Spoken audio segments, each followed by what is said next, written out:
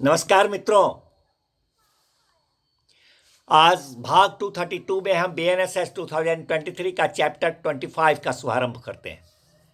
Chapter 25 BNSS 2023 is related to evidence in inquiries and trials।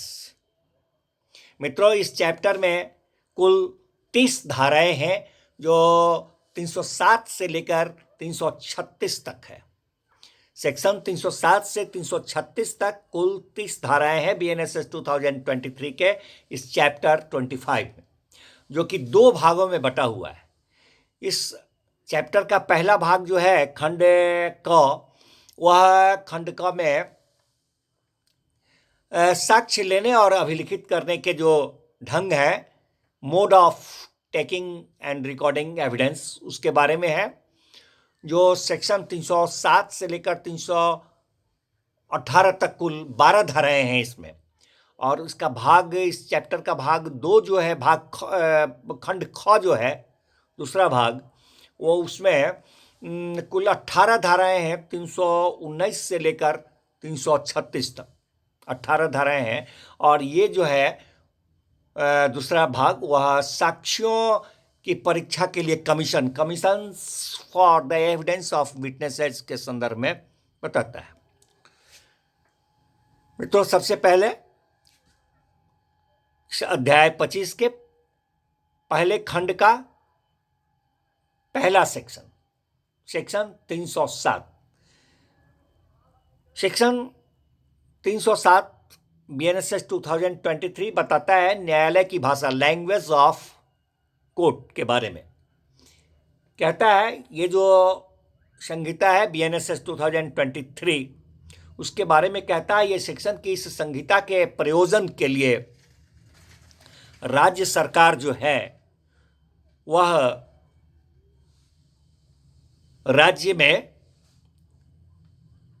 माननीय उच्च न्यायालय से भिन्न जितने भी न्यायालय हैं, उन सभी न्यायालयों में कौन सी भाषा का प्रयोग की जाएगी उसका डिटरमाइन करती है।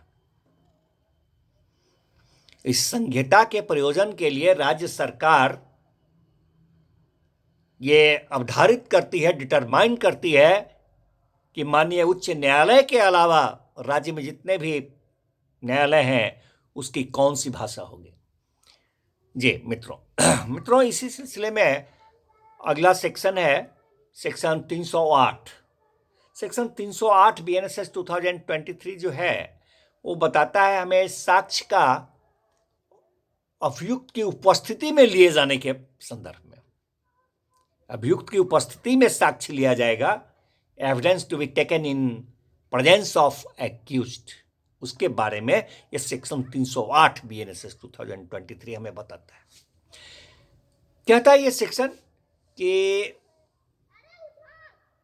अभिव्यक्त रूप से जैसा कि उपबंधित है उसके सिवाय, except as otherwise expressly provided,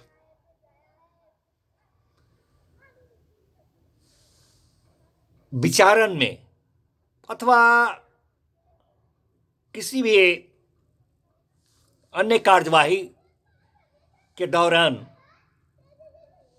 जो साक्ष्य लिया जाएगा वह अधिवक्ता महोदय के उपस्थिति में लिया जाएगा।